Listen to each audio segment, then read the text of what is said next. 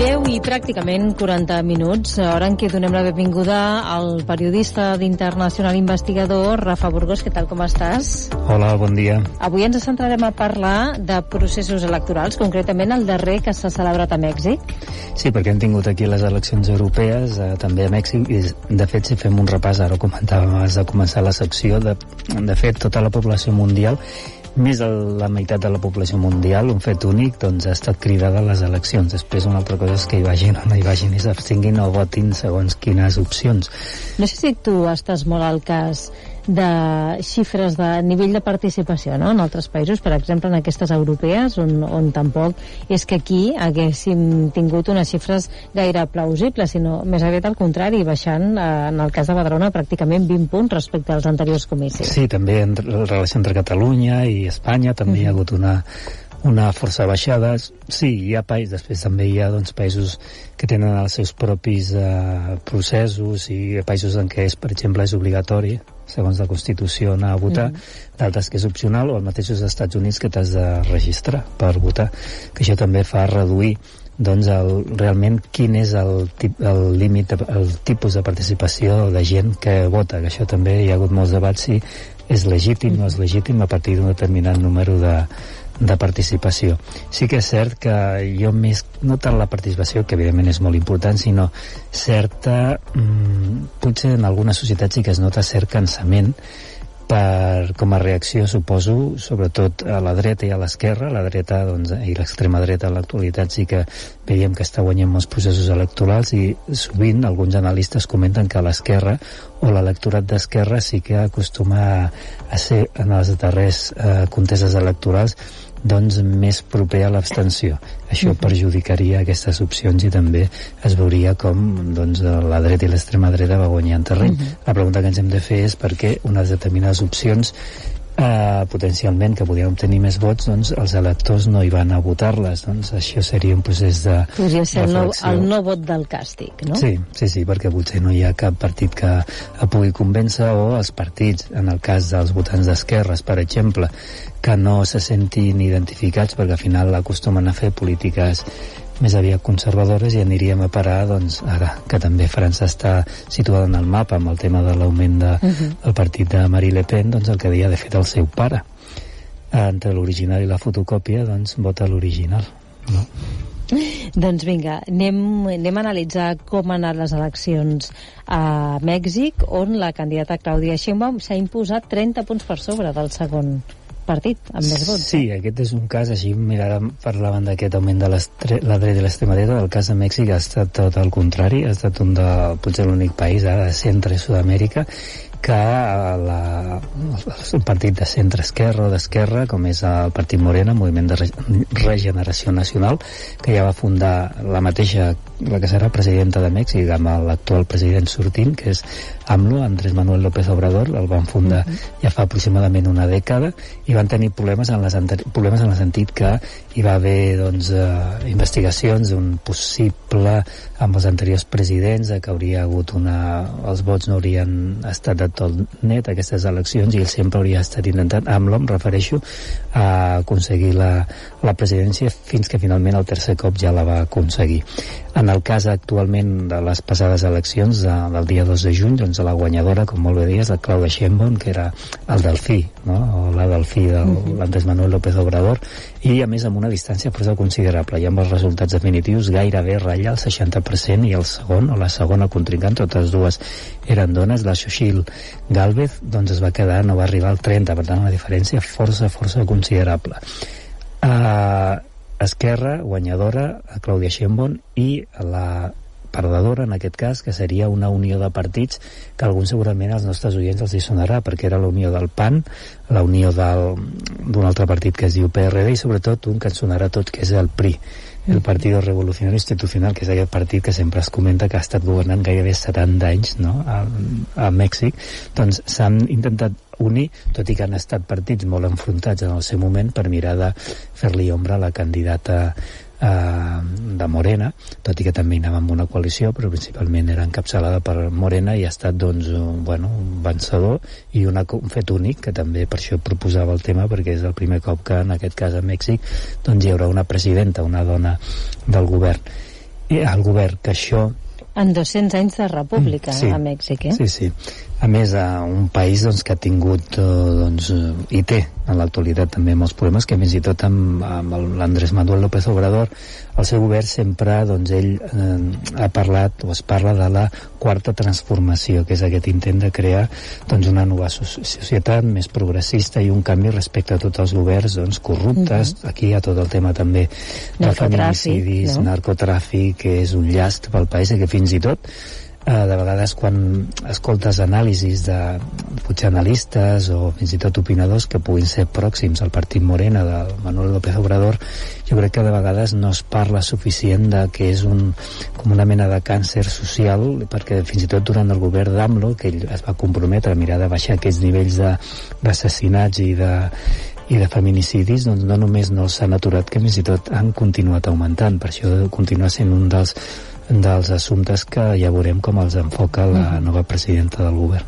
Quina és la relació també a nivell diplomàtic amb altres forces internacionals com podrien ser els Estats Units? Això és interessant perquè, clar, ara que comenta això als Estats Units sempre s'acostuma a esmentar una frase que s'atribueix a Porfirio Díaz, no? Però que sembla ser que va ser d'un periodista mexicà que era Nemesio García, que ell va fer aquest resum de la relació entre tots dos països de manera molt irònica, que va dir: ai, pobre Mèxic, tan lluny de Déu i tan a prop dels Estats Units, no? Que també és com aquesta llosa que hi ha entre tots dos països. S'han d'entendre i ja veurem, perquè això és interessant la pregunta que fas, perquè pensa que també hi ha eleccions d'aquí a poc als Estats Units i en funció de qui surti, si Biden i sobretot si surt Donald Trump, doncs tindríem també molts problemes en aquest assumpte dels migrants, perquè de vegades pensem només en Mèxic, els mexicans, que evidentment hi ha una comunitat molt important i això està també molt paradigmàtic a l'hora de guanyar l'actual presidenta, perquè ha rebut molts vots també d'aquesta migració mexicana als Estats Units, sinó també de vegades no pensem que hi ha molta migració que ja ve de països de Centreamèrica i del sud, enfilant i agafant aquests buscant trens, precisament la frontera mexicana. Clar, i alguns pocs es queden a Mèxic, però la majoria tenen per objectiu arribar als Estats Units. Per tant, la relació entre tots dos és molt important. De fet, ja hi va haver en el seu moment doncs, contactes i reunions entre AMLO, Andrés Manuel López Obrador i el president actual dels Estats Units, però tot i així el gran problema no són tant els migrants, sinó aquest intercanvi entre el que seria les drogues, sobretot el fentanil, actualment, que està produint moltes morts, que també es fabrica a Mèxic i va cap al nord, i tot el que baixa cap al sud, que és sobretot armament. Per tant, és complicat. Rafa, en els discursos de la nova presidenta es va esmentar justament això, la necessitat de combatre la corrupció, però també prometia disciplina financera i fiscal, que no hi hauria augments pel que fa a les taxes del combustible ni l'electricitat, que hi hauria divisió entre el poder econòmic i el polític, no? Aquestes són algunes de les promeses electorals i, de fet, crec que tu també has preparat algun tall de veu, no?, per poder escoltar justament aquestes valoracions. Sí, el mateix dia de que es van fer el recompte electoral i es veia aquesta diferència entre les dues candidates principals i es va veure doncs, la distància que hi havia entre uns i altres, en aquest cas doncs, a la mateixa plaça del Zócalo, que segurament molts dels nostres oients la coneixen, que és aquesta plaça enorme que hi ha al centre de la ciutat de Mèxic. Desde aquí, como siempre lo hemos hecho, me comprometo a que no les voy a defraudar.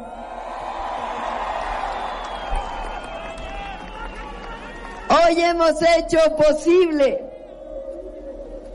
el pueblo de México, la continuidad y el avance de la cuarta transformación. Y también que por primera vez en 200 años las mujeres lleguemos a la presidencia de la República. I a tot això que en deia la líder opositora? Això és curiós, com acostuma a passar a totes les conteses electorals, perquè segons anava el recompte, doncs pràcticament es donaven per guanyadors en un principi ells, no? Després va venir... Tothom guanya, no ens coneixis. Sí, la lectura depèn que facis. Després veure, clar, la diferència era tan gran perquè estem parlant de més de 30 punts. És allò que és difícil de justificar. Suposo que ara ve una altra fase, que és la de culpabilitzar a la Xochitl Gálvez per part de tothom que ha rebut suport i ja van començar a sortir veus de que no era la candidata adequada. Ara vindrà la fase d'acceptació, suposo, i mirar si aquesta mena de trencaclosques de diferents opcions polítiques que en un principi estaven molt enfrontades entre elles va ser la millor opció. I després també hi havia un tercer candidat que no l'hem esmentat, que és el Jorge Álvarez Maínez, una mena de socialdemocràcia però en tocs també de polítiques neoliberals, que també va, el fet de no unir-se amb aquesta candidata, la Xochitl Gálvez, doncs va restar també vots, però tot i així haurien quedat molt lluny.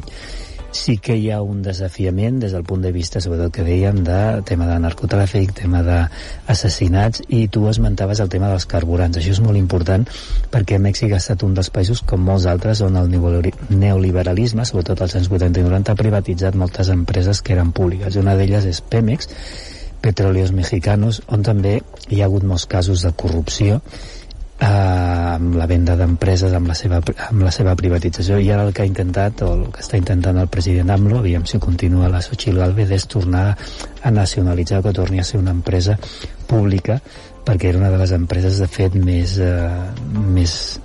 que facturava més diners de Mèxic al llarg dels últims anys. I si et sembla, és interessant aquesta relació entre el tema del narcotràfic, perquè crec que tenim un segon tall, perquè va ser un intent amb els debats electorals que es van fer, sobretot de les dues candidates, de mirar de minar aquesta credibilitat per part de la candidata Xochitl Gálvez a l'actual presidenta, futura presidenta Claudia Sheinbaum, relacionat amb el tema del narcotràfic. En el pasado debate llamé narcocandidata a Claudia Sheinbaum y eso generó mucha polémica. Quiero explicarle a millones de mexicanos por qué lo hice. Esto no es un apodo ni un insulto, sino es una descripción de hechos. En el libro de Anabel Hernández, una respetada periodista, aquí se establece que los testigos protegidos que tienen a García Luna en la cárcel, ese que tanto critica, son los mismos que aseguran haberle dado dinero al actual presidente para campañas políticas. Y en el último capítulo, llamado La Heredera, aquí dice claramente cómo la señora Sheinbaum y su secretario recibieron sobornos, recibieron droga. Eso lo dice el libro. Ella tendría que aclararlo. L'estela de la corrupció en un país que veurem si és capaç des endavant doncs d'anar deixant enrere. Clar, és que està molt... El tema del narcotràfic ja ve evidentment de molt lluny, fins i tot alguns esmenten que un expresident, Carlos Salinas de Gortari, que per cert està vivint a Espanya, n'hi ha 3 expresidents mexicans que han aconseguit, alguns d'ells amb allò que s'anomenen l'avisador, que estan vivint aquí. Un és el Carlos Salinas de Gortari, que té ascendència jueva i gràcies a això va poder obtenir la doble nacionalitat i ara està vivint aquí. Un avisador que ara s'ha, diguéssim, abolit. Sí, ell ho va aconseguir ja fa uns anys. El seu germà, de fet, va ser imputat per temes de narcotràfic. Després tenim l'Enrique Peña Nieto, que va comprar, entre cometes, la nacionalitat a través d'unes inversions que va fer a Espanya, i el Felipe Calderón, que també doncs, ha estat l'ombra, no, del narcotràfic, ha estat sobrevolant sobre ell. Es va publicar un llibre per part d'una periodista d'origen argentí que es deia Felipe el Oscuro, on explicava totes les vergonyes d'aquest president, i va haver de fugir del país perquè el van estar a punt d'assassinar-la. Déu-n'hi-do. Rafa, ens hem quedat sense temps, però ha estat un plaer, com sempre, tenir-te. Per cert, en la ja darrera secció de la temporada dedicada també doncs, al periodisme internacional. Que vagi molt bé. Gràcies a vosaltres per aquest petit espai per a la formació internacional. Gràcies. Adéu, bon dia.